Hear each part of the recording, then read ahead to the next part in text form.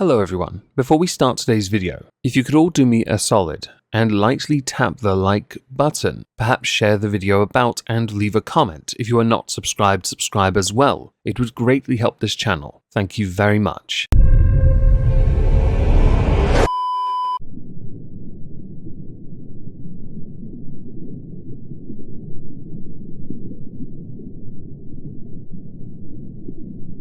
Well, isn't this just fantastic?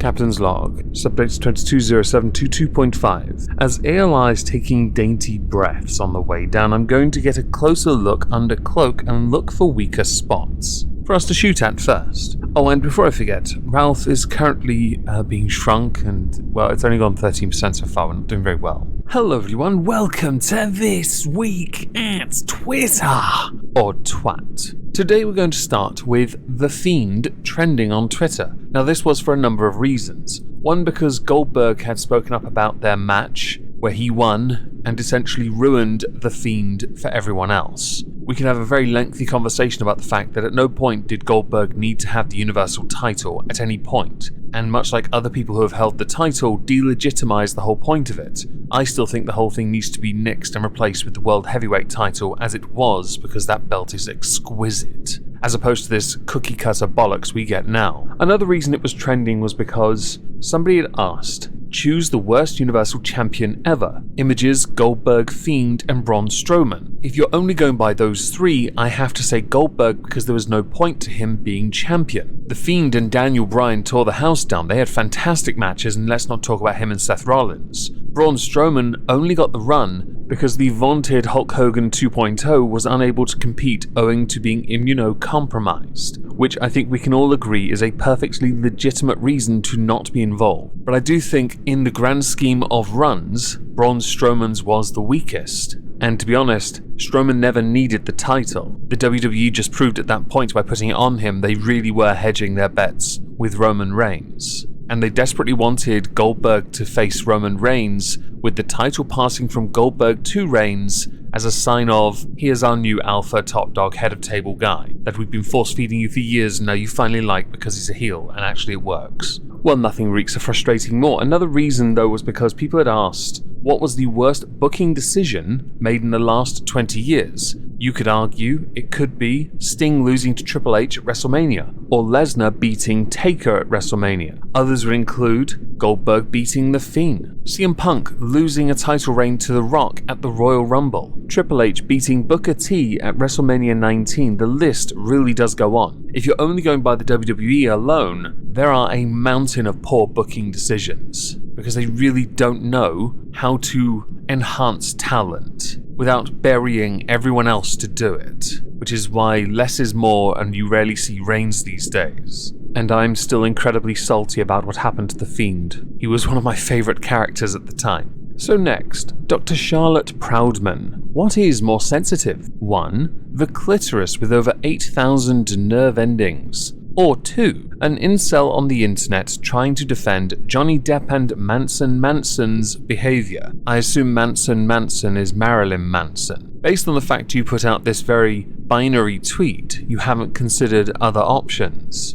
Now, somebody did inquire about Manson, which led to them also suggesting that Dr. Proudman take a trip to the pharmacy, fill a prescription, and take seriously this effort to get well in the head. Others questioning what your colleagues think, with a reply indicating that perhaps they just roll their eyes and humour her. Some saying, 3. You changing your Twitter bio every 5 minutes because you're too insecure and sensitive to criticism and can't decide how to brand yourself. Now that one, that's very specific, and I can't imagine why. Quote retweet, Hannah Wallen of the Honey Badgers. How about a doctor who is so profoundly offended that she doesn't have control over the opinions of all of the men on the internet that she dedicates months of time and energy to whining about it on Twitter? Now this tells me Dr. Charlotte Proudman isn't exactly uncontroversial on the Twitters. And then you go to her Twitter and notice feminist revolutionary, okay, and that Amber Heard has appealed. Hashtag I stand with Amber Heard and every other woman who wants to speak out. Ah, the listen and believe, okay. I'm starting to sense where your mind is at and why you might well be a potential lol cow in waiting. Dr. Charlotte Proudman. Do you want to change your last name so the word man isn't in it? Oh, and to address your question from your original tweet, it should be one, because most incels only have one nerve ending. Just the one, bit like you. So next, let's talk about Wings of Redemption. Many of you will know who he is. If you don't, he's one of the oldest COD players about. Not that good at it. He was a camper. He'd settle in, that was what he did. Got busted by Syndicate, had a massive downfall, plateaued, lost loads of money. Now he gets by doing things he doesn't like doing. Look here! Look, listen! He has a history of flagging people, history of reporting people, calling for people to report on people. He also has a history of thinking that the age of consent sometimes should be reduced to 12. There is context, I'm sure, but quite frankly, no. Look here! Look, listen! He has attempted over the years podcasting, which didn't do that well for him eventually because he, alienated. He went on a weight loss journey and that also ended badly. Tried to cut corners, didn't help. Look here!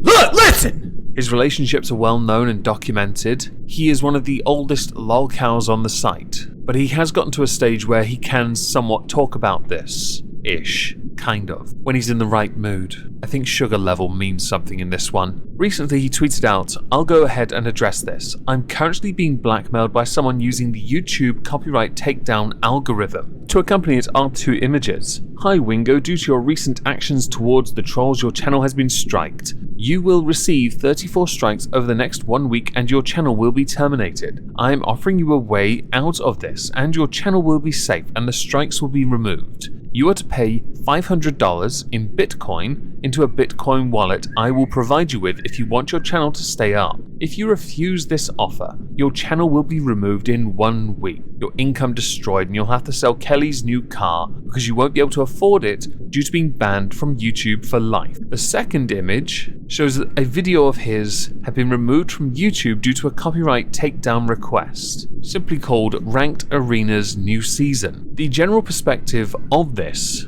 is that Wings deserves it. Team YouTube has of course inserted themselves as well. Whether Wings has done something like this before and whether or not it is karma, no one should be misusing the copyright system. Wings is just as guilty of this in the past, yes, that does not change that just because he did it does not mean it's right for others to do it to him. Therefore, it should not be done, and this if true, that image with the email, true, then of course it is criminal, and that should be handled properly. I'm somewhat surprised with that YouTube haven't addressed the fact that he's being blackmailed, because their thing here is counter notification, deleting the video won't resolve it, ignoring the fact that the first message implied blackmail. That's interesting. Although they said they'll also look into the misuse of copyright tools, to then terminate abusive creators. Based on that, and no doubt Wings' own report history, by Wings. So to the final subject, X-Men was trending on Twitter. And this is for a number of reasons, but the more notable one was because of Marvel Studios' The Mutants, with Deadline seemingly confirming that the X-Men reboot movie for the MCU will be titled The Mutants, with the quartering retweeting X-Men was never going to survive by 2022 standards. Many people know that a few years ago, some were trying to remove the men from X-Men anyway because they didn't like it. They thought the title was very non-inclusive, so perhaps this was a step in a different direction to get the point across. Others speculated that perhaps, and this is what I thought as well, the reason for this title was because they were going to try and tee up in Phase 5 X-Men as the replacement for Avengers. That's not to say Avengers won't happen again, of course not. I don't really watch hero movies, but the prevailing consensus appears to be that Phase 4 doesn't seem to know where it's going, because they're trying to make new heroes to step up and make these bigger movies, which makes some sense. X-Men is another one of those things where many people have pointed out X-Men may not exist in the MCU, but X-Men have existed for quite a while. The original trilogy, 2 out of 3 were good. The more recent quadrilogy, 2 out of 4 were good. The third one not so much, bit iffy. And the fourth one, the less said about it, the better. I had thought that perhaps you were going to lean, Disney, Marvel that is, more towards the Inhuman stuff first, but I haven't seen too much of that. I don't know why that is. Other things have been promoted to high heaven, but this is not. Oh, and before I forget, the person that believed X-Men was not a sufficiently inclusive name is Victoria Alonso. I still think the Mutants will tee up the idea of X-Men as a concept and build on that. I guess it depends on where they intend to go with the other characters that they have in the MCU that are about, or under contract, to use, abuse, and misuse more likely, because it is equally likely they will use less prominent mutants for this film, this project, to try and build up other characters as a way of giving them a platform to make a better stage for them in the future, if that makes sense. Then again, and this is an important point, it wasn't that long ago that you could just make an X-Men movie without having to do many years of TV and subsequent films to set up a standalone film, which does possibly allude to the fact that Disney and the MCU are trying to play the long game with this, stretch it out as far as they can because they don't have some characters anymore. Well, they do, but they don't have the original actors. If any of my incoherent ramblings make sense, do let me know in the comments down below. If you disagree, continue that there as well.